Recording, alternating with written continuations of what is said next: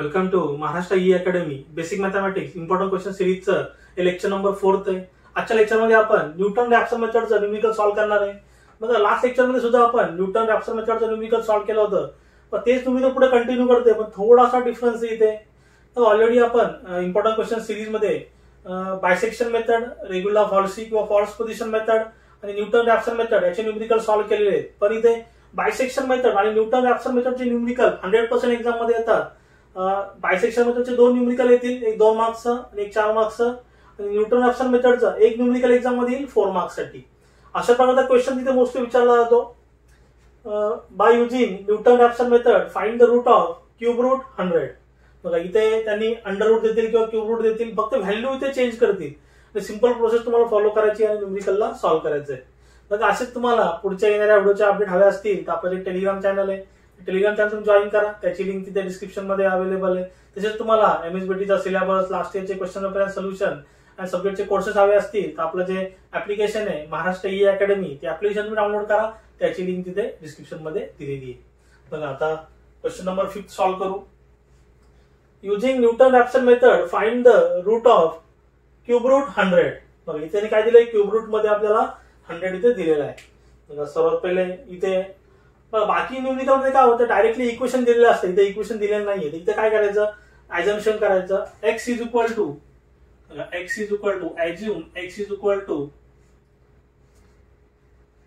Cube root 100. x is equal to cube root 100.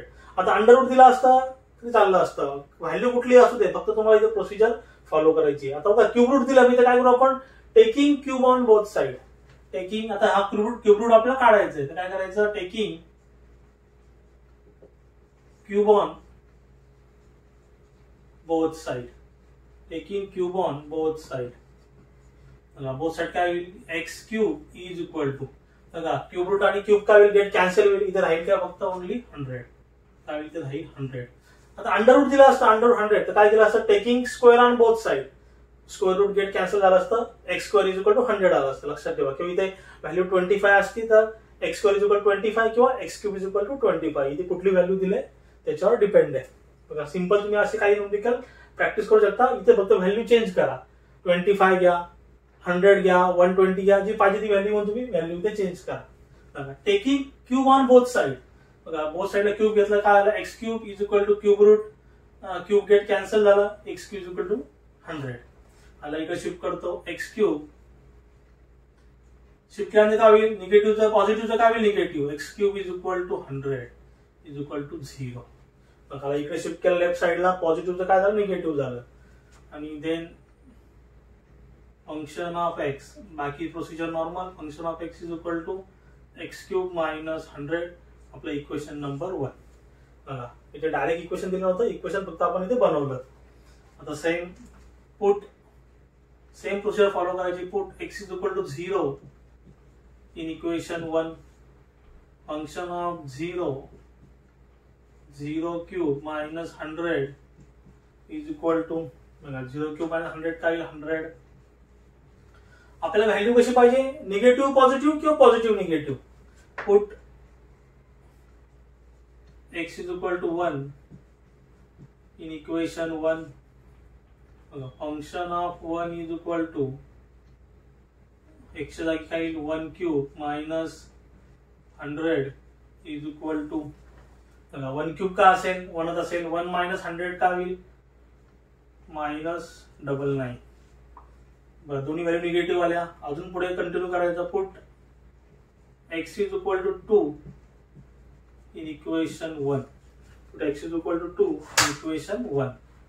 आणि x जागी put करायचं, 2 put करायचं. Function of 2 is equal to, x जागी काय 2 cube minus 100 is equal to, 2 cube किती असतो 8 मायनस 100 तुमचं आलं, 8 मायनस 100 तुमचं आलं 92 मायनस 92.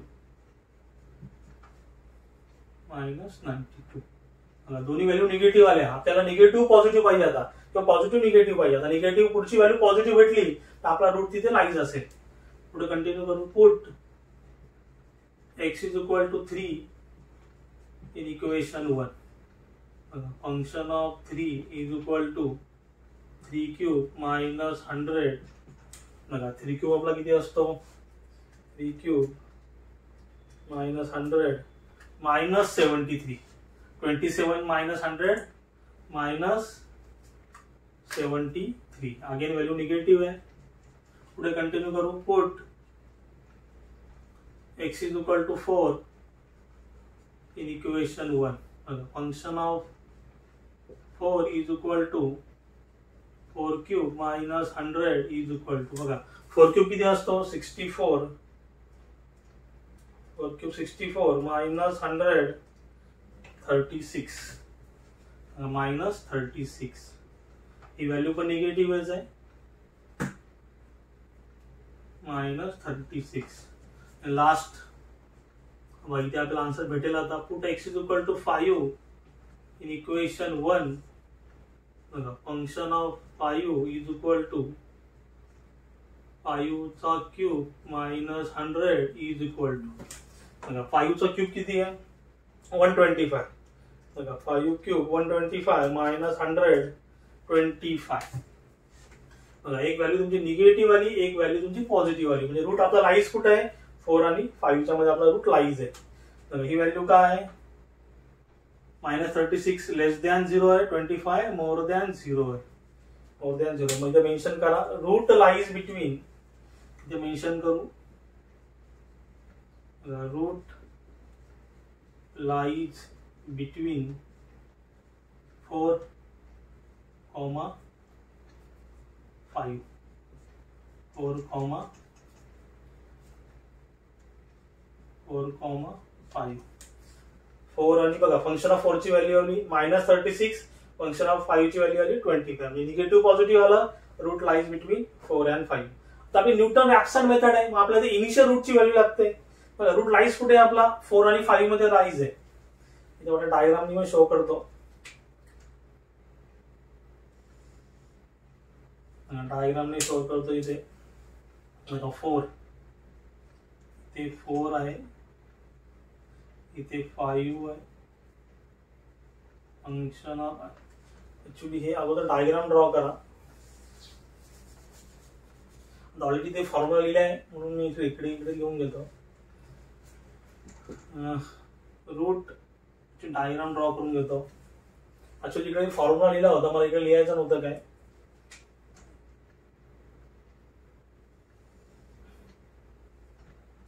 4 आणि 5 इथे 4 इथे 5 फंक्शन ऑफ 4 चा आन्सर आहे मायनस 36 फंक्शन ऑफ 5 चा आन्सर आहे 25 रूट लाईज बिटवीन 4, 5 इथे आपल्याला काय होतं इनिशियल रूट लागतो. इथे इनिशियल रूट मेन्शन करतो. इनिशियल रूट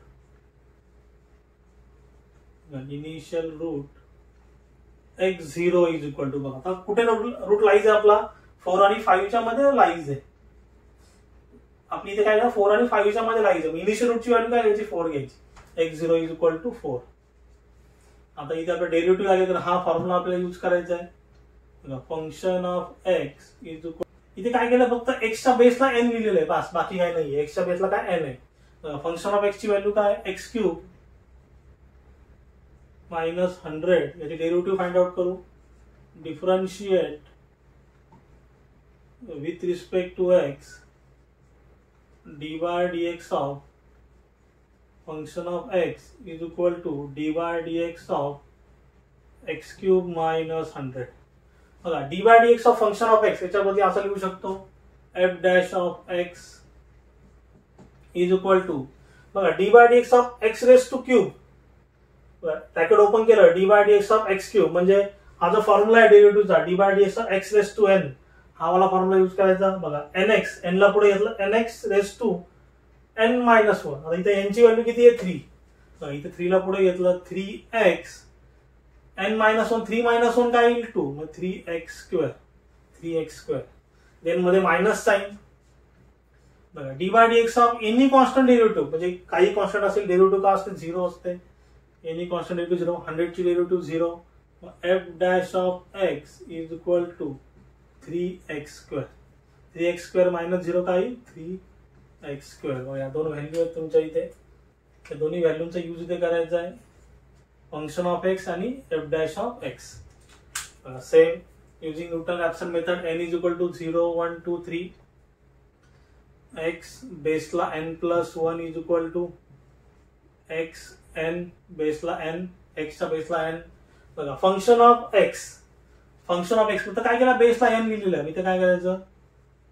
x³ मायनस 100 बेसला फक्त n लिहा, डिवाइड बाय इथे then f dash of x. बघा f dash of x n फक्त बेसला काय लिहायचं आहे? n लिहायचं.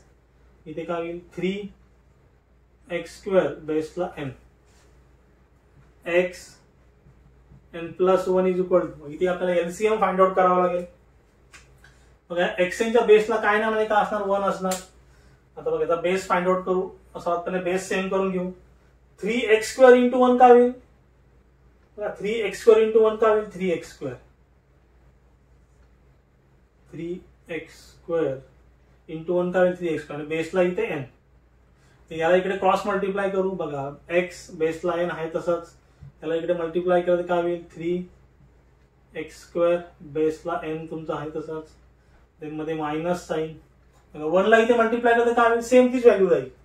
1 ला इथे मल्टिप्लाय केलं काय होईल? x³ मायनस 100 बेसला इथे n.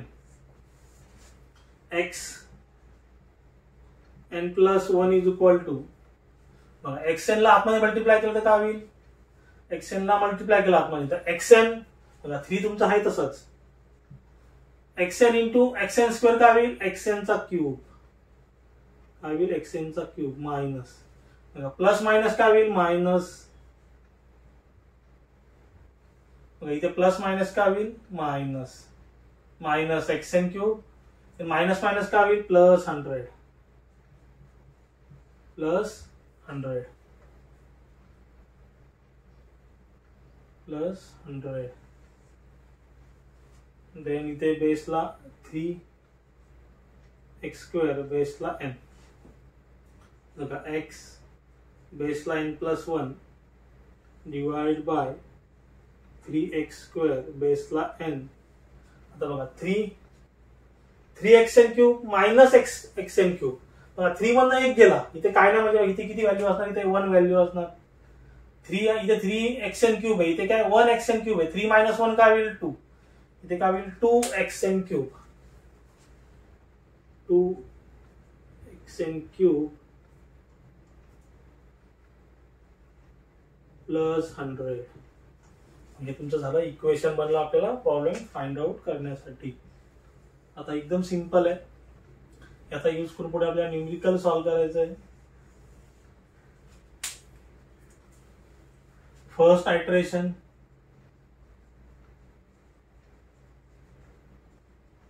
फर्स्ट आयटरेशन साठी इनिशियल रूट x0 ची व्हॅल्यू किती आहे? 4. मग सुरुवातीला फाइंड आउट केली होती आपण. इनिशियल रूटची व्हॅल्यू x0 4 आणि सुरुवात करायची n इज इक्वल टू 0. बघा इथे आपण n 0 1 2 3 पहिले 0 नंतर 1 नंतर 2 नंतर 3. फॉर्म्युला यूज करा. x बेसला n plus 1 2x³ plus 100 divide bye 3x². इथे बेसला n बेसला n. बघा आता n ची व्हॅल्यू किती आहे? 0. x 0 प्लस 1 काय होईल? 1 2x0³ प्लस 100 डिवाइड बाय, मग n ची व्हॅल्यू 0 पुट केली तर 2x0³ प्लस 100 3x0 त्याचा स्क्वेअर. बघा x1 इज इक्वल 2 इंटू, बघा x0 ची व्हॅल्यू किती आहे? 4. 2 into 4³ plus 100 divide by 3 into x0 ची व्हॅल्यू किती आहे? 4. 3 इंटू 4 चा स्क्वेअर. तुमचा x1 चा आन्सर येत आहे 2 इंटू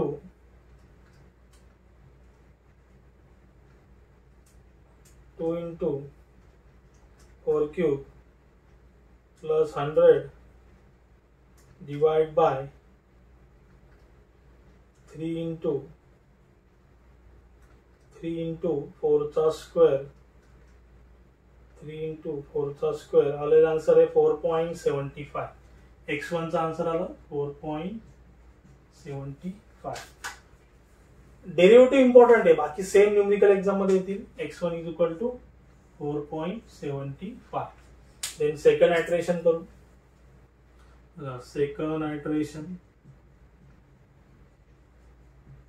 सेकंड आयट्रेशन साठी ही वाली व्हॅल्यू घ्यायची new. x1 is equal to 4.75 आणि n ची व्हॅल्यू काय असेल 0 नंतर n ची value 1.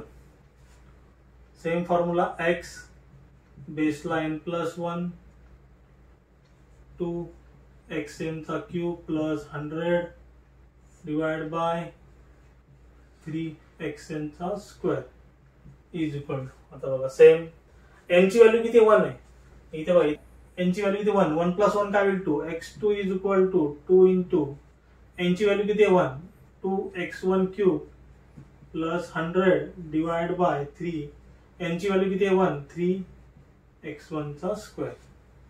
x2 is equal to x2 2 into x1 चा आन्सर किती आलाय 4.75 त्याचा cube plus 100 divide by 3 into x1 चा आन्सर किती आलेला 4.75 त्याचा स्क्वेअर. मग इथे x2 चा आन्सर आपल्याला भेटेल x2 is equal to 2 into 4.75 त्याचा क्यूब प्लस 100 डिवाइड बाय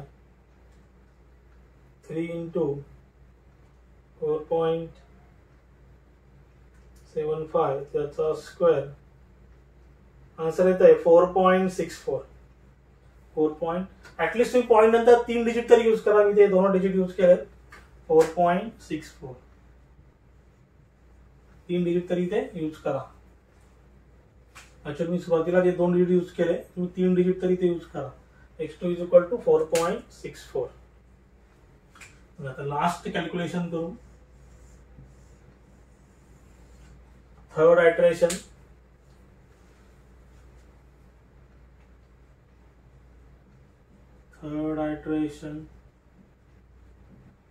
बघा x2 ला कंटिन्यू करू. x2 इज इक्वल टू 4.64 आणि n ची व्हॅल्यू किती असेल बघा 0 नंतर 1 नंतर 2.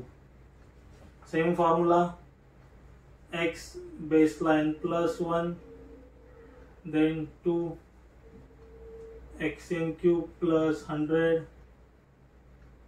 डिवाइड बाय 3 xn त्याचा स्क्वेअर. बघा आता n ची व्हॅल्यू किती आहे 2. मग 2 प्लस 1 काय होईल इथे 3. 2 प्लस 1 काय होईल 3. x3 is equal to 2 x2 चा क्यूब प्लस 100 n च्या जागी 2 पुट करा 3 x2 चा स्क्वेअर. बघा x3 is equal to 2 into x2 चा आन्सर किती आलेला आहे x 4.64 त्याचा cube plus 100 divide by 3 into बघा xn चा स्क्वेअर. x2 चा आन्सर किती आलाय 4.64 त्याचा square. x2 is equal to simply value put करा 2 इंटू 4.64 त्याचा cube plus 100 divide by 3 into 4.64 त्याचा स्क्वेअर. आन्सर येत आहे 4.64. आन्सर ते आलेलं आहे 4.64 आन्सर आलेलं आहे. बघा यामध्ये काही डाऊट असेल तुम्ही जरूर मला कमेंट मध्ये विचारू शकता. आणि मी सांगितलेलं समजलं असेल तर चॅनलला लाईक शेअर सबस्क्राईब करा. साईडला जे बेल आयकॉन बटन आहे ते प्रेस करा म्हणजे माझ्या पुढच्या व्हिडिओच्या अपडेट्स तुम्हाला सर्वात पहिले भेटतील. थँक्यू.